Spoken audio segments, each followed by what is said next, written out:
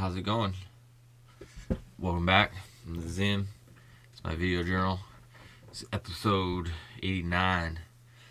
Just thinking about last week. I'm wondering, what did you savor? What moment did you savor this last week? I'm really big on the savoring idea right now. Trying to figure it out. Almost every morning this week I woke up reminding myself to savor the moment, to savor the day. Because every morning I wake up and I realize that I feel stuck, I feel trapped, and I don't want to feel trapped anymore. I want to feel like there's more. I feel like I'm just in I feel like potential energy that's not yet achieving what it can.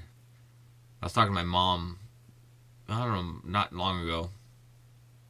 Maybe it was last weekend. I think it might have been last weekend. And it's like I feel lost, I don't know what I want to do. I don't know how to achieve what I want. All I do know is I'm not very happy. And I'm having a hard time finding ways to be happy in the situation that I am. I realize the things that make me happy are expressing myself through my music, doing my music, being with my kids. I love my kids. And being athletic, doing my yoga, being artistic. Those things are the things that make me happy. And I don't know if I need to. I just need to find out how. I don't know what. See, this is the exact problem I'm in. I don't know what pathway I need to go to be happier on a regular basis. I feel burdened by my day job, and I'm not excited to go every day. And I want to change that scenario. But my problem is I don't know if just going to another job will solve anything. So is it really the job that is a problem at all? It's that idea. It's hard to not compare yourself to someone else, right? What I'm having a hard time doing is not comparing myself to. What I'm having a hard time doing is not comparing myself to an idea in my mind. It's something that there's an idea I want to achieve. I want to do more with my music, and I want to do more with my art. I want to do more with my kids. I want to do more for myself, and yet feel fulfilled by that and be able to sustain my life, sustain this, where we are within our society. You need money. You need money to sustain. And I would like to make that money in a more fulfilling way for myself. How that is created, I'm at a loss right now. I'm trying to figure that out. I kind of hope why I do all this stuff, why I do this video journal, why I do the podcast, why I make the music, is I kind of a hope that it'll find its way into that discovery. It'll help me find a path into being sustained fully through some of that work I'm doing. And I can't see the pathway. I'm just doing it because I want to, but where it will go, I have no idea. I've been thinking a lot about age lately too. I'm 38 and I personally don't believe in it's too late, but I also recognize that most of, when it comes to music, it feels like most of the society gives the chances to younger people. And so my chances, in a way, are becoming, the window of opportunity is getting smaller in the grand sense. Every day is another day toward death. But also every day is another day where that window of being relevant gets smaller. And what does that mean to be relevant? I don't know. These are just thoughts that came up from that pathway of savoring the moment, just really trying to savor the moment. It's helping me get through the day. Whenever I just stop for a second and go, savor this moment, it helps. Even if there's nothing immediate to it, it's just like, make sure you savor this moment, because it's the only, there's only so many left, only so many moments. So taking a second to go savor it, regardless of what's happening, just the fact that you get to breathe another breath is a opportunity to celebrate and savor that moment. Video Journal 89 we're on. Thanks for joining me. I did WOTS, Word on the Street. That's my podcast. I dropped number 60 this week with CJ Kinton and Steve Fisher. I really enjoyed it. What more can I say about it? I'll tell you what happened. So I'll work through it. I was curious how it would play out. I've noticed that I'm doing better with one person. It's really easy. I've got a pretty good rhythm with talking to one person. There were two people here, obviously, and finding the rhythm and how to incorporate both people is not the easiest, but I think I did a pretty good job. Actually, I think I did a really good job of how I segued between them. Because I really liked that when I started talking to Steve, we started in on just a conversation rather than a get to know you. We got a little bit of the get to know you music-wise before the first song break happened. But then after the first song break, it was just kind of rolled into a conversation rather than, okay, Steve, tell us about you. It was just kind of like started talking about the flow of conversation, which I really enjoyed that. But it was a good one. One of the nicest things, one of the best things, I think CJ could possibly be I'm going to say the second, maybe the first most excited about sharing the podcast with her network.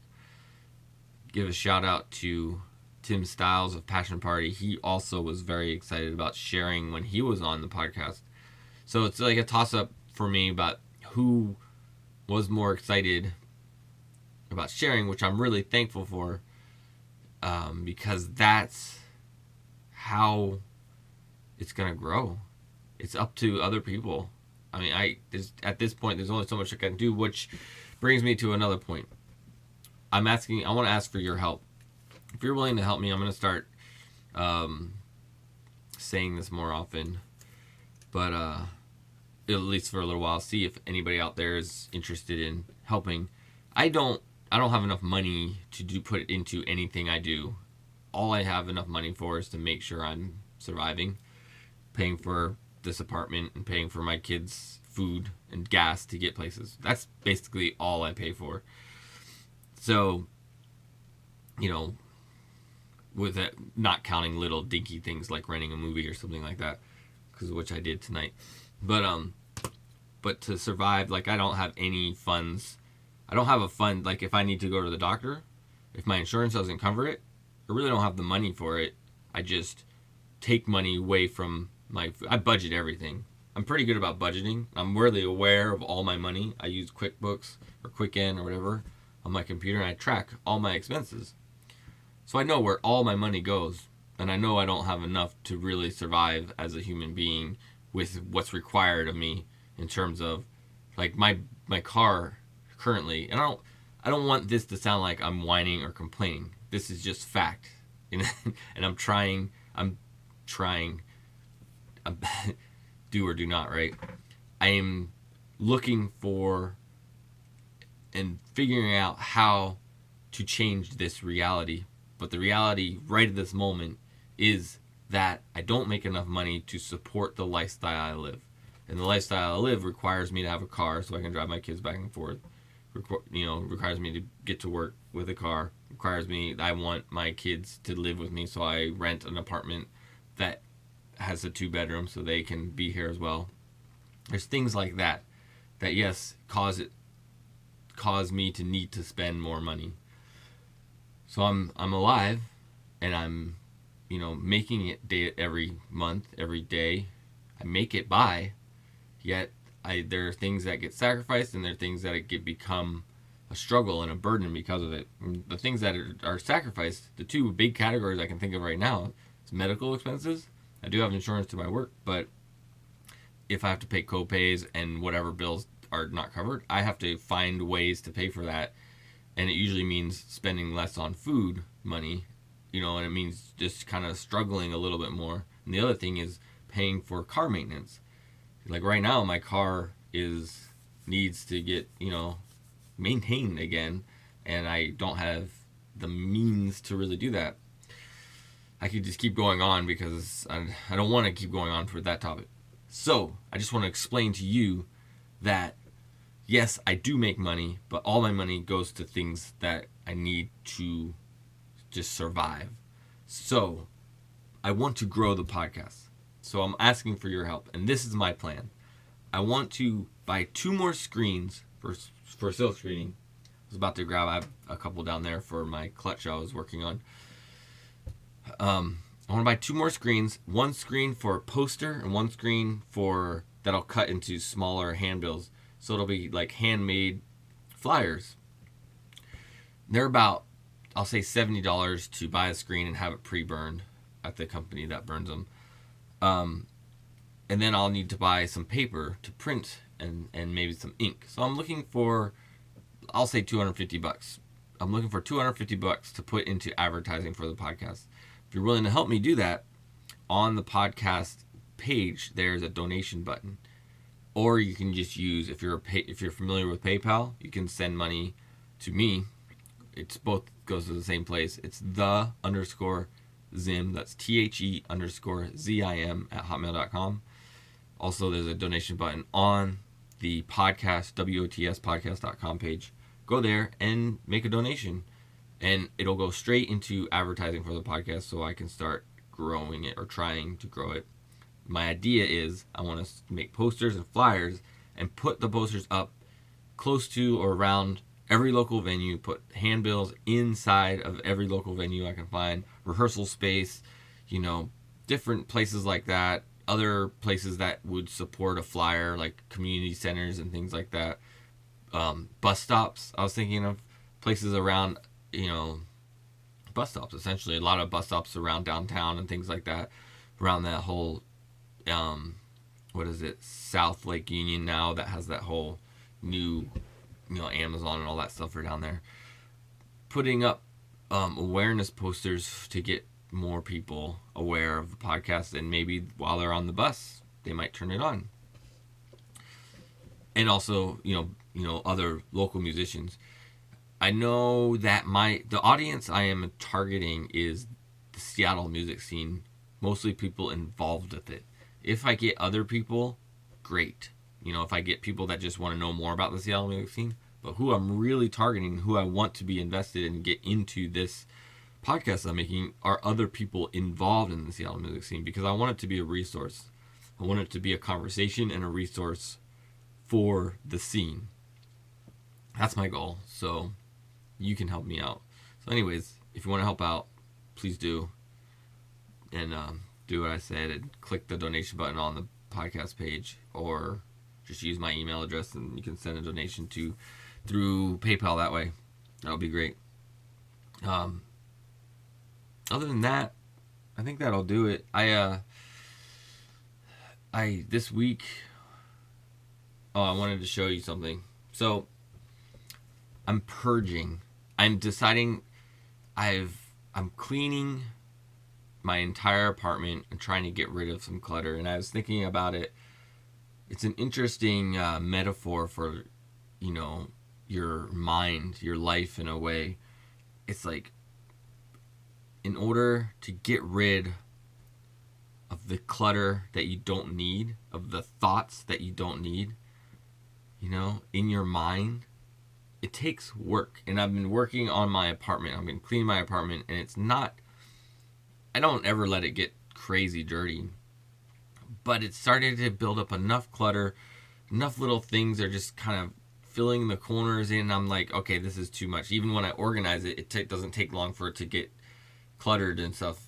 So I started with my bedroom, and I like everything. I took everything out of here, wiped down all the shelves and everything, cleaned it all up, moved it all in, wherever, and anything that I don't want anymore either went in the garbage or is going in the living room until I get done everything, and then I'll find a place either I don't know, I'll just figure out what's left over and go, do I want this? Do I want to store it somewhere? How do I want to do this? So anyways, it got me thinking about the idea of like the things, it takes work, it takes time, and it takes work to get these things out, to go through that process. And I was just what made me think of is, I'm divorced, as I've said before, and I have kids, which I talk about often. Today was my son's birthday party. He's 10 years old, and there was a time when it was really hard for me to be in the same room as my ex-wife and her current like partner or whatever. And I was able to be in the same room, this weekend. And it really, I noticed, obviously I'm aware of the situation, but it didn't bother me. And it was just like, making the choice, doing that work to remove those things that don't matter, to work on that head. It's an interesting thing. I just found a correlation between cleaning my physical environment and cleaning my mind and how that relates. I thought it was interesting. But I wanted to show you what I've done. I don't think I'm going to. The next person that comes over for the Word on the Street podcast sits right out here, so they'll get to see it. But I'm not. Anyways, maybe someday I'll share with you. I'm trying to think, maybe I'll do it right now. I'll do it right now. Why not? You want to check out my my space? I'll show you my space. So here we go. Let's go into the other room. So let's start with the closet studio, right? That's the closet studio in there. Let's see. This is where, if you were on the podcast, you'd be sitting right there looking at me. But then, working around the room, trying to look at the camera and this at the same time, I'll back up. So I reorganized my shelf, brought all my Transformers out. I just felt like it. I got Star Wars guys there. See, let's see, Transformers right here. Star Wars there. My little, I have an Angel shelf right here. Call it. Got these CDs up here are all local CDs I wanted to keep, and then some books, things like that. I'll just keep working around. And I got my sewing station down there.